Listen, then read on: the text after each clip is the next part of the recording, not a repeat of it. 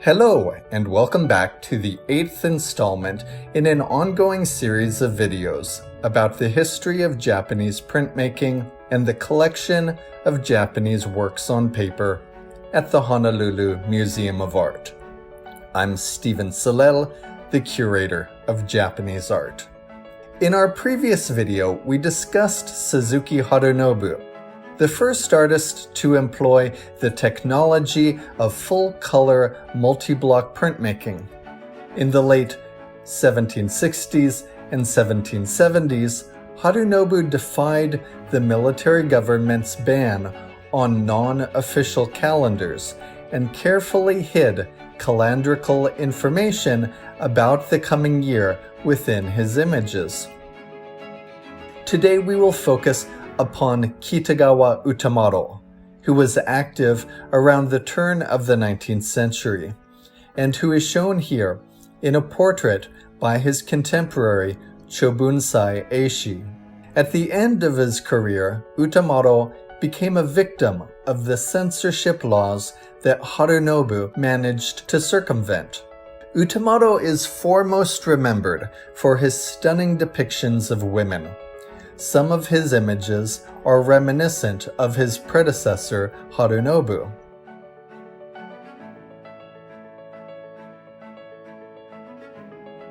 But in many ways, Utamaro was a pioneer in the field of ukiyo-e. He produced vertically oriented compositions in the format of pillar prints, popularized the convention of bust portraiture, known in Japanese as okubie, literally large heads. And in collaboration with the publisher Tsutaya Juzaburo, used the metallic powder mica to create shimmering backgrounds for those portraits. Other aspects of Utamaro's style include his ability to skillfully integrate multiple figures into a single composition, his deep sensitivity to the emotional lives of his subjects, his humor, and his impeccable sense of fashion. Utamaro's earliest known works were illustrations for woodblock printed books, which the artist produced in his 30s. In addition to the figurative scenes for which he quickly became famous, he produced astoundingly detailed, elegant studies of nature.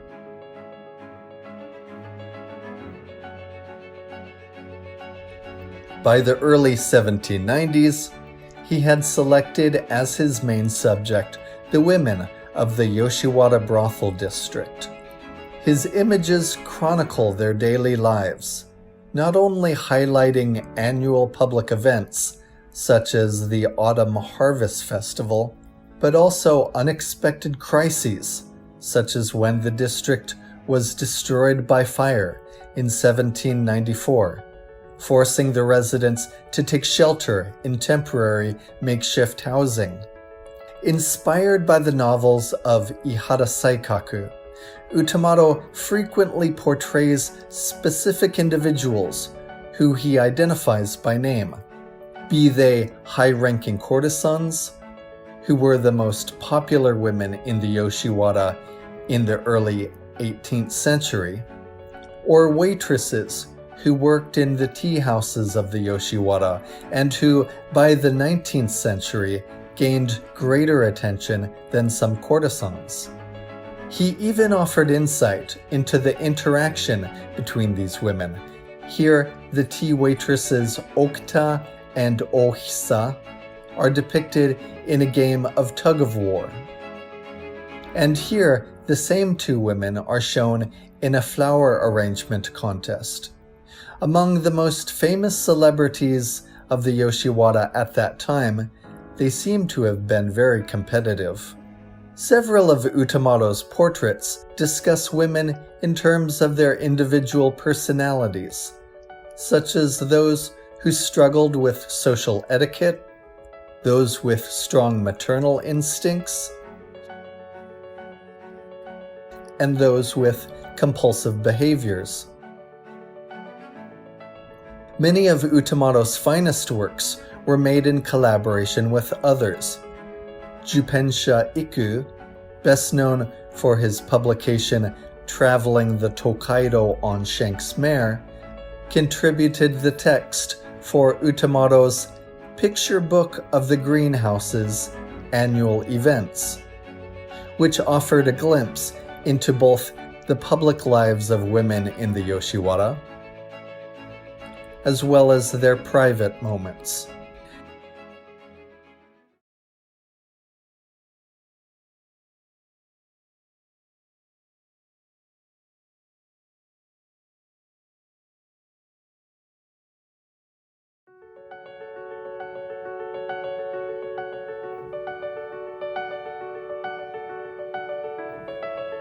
Exerting even stronger artistic influence upon Utamaro was his friend, the publisher Tsutaya Juzaburo. Born and raised in the Yoshiwara, Tsutaya began publishing travel guides to the district in the 1770s, and over the following decades, he oversaw the success of several noteworthy print designers. In the early 1780s, Tsutaya began to work with Utamaro, and their collaboration achieved astonishing results.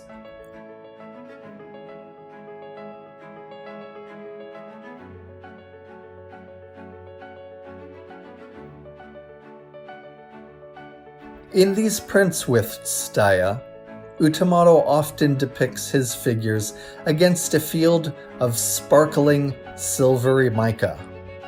Although other designers, including Harunobu, had previously incorporated mica into their prints, Tsutaya encouraged artists to use the material far more extensively. And among the many subjects of his works with Tsutaya, his portraits of Okuta are particularly well remembered. Here we view the tea-house waitress as she checks her appearance, and the use of mica throughout the left half of the print cleverly replicates the reflective quality of her mirror. Tsutaya passed away in 1797 at the approximate age of 47, and as his close friend, Utamaro seems to have been traumatized by this loss. Embroiled in an unrelated scandal over the following years, Utamaro himself died in 1806.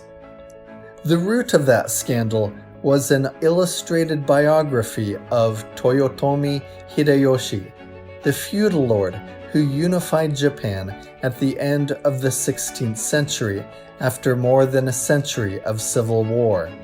The book, published in 1797, was in direct defiance of the Kansei reforms, a list of regulations that prohibited, among other acts, the publication of material about government officials.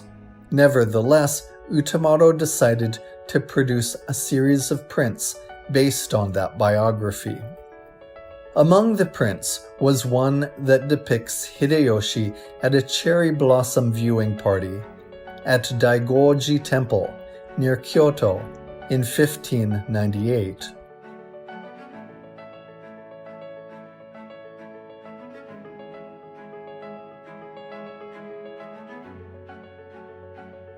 In addition to Hideyoshi himself, the historical figures shown in that image include his principal wife, Kita no Mandokoro, as well as his concubines, Lady Matsunomaru, Lady Sanjo, Lady Yodo, and Lady Kana.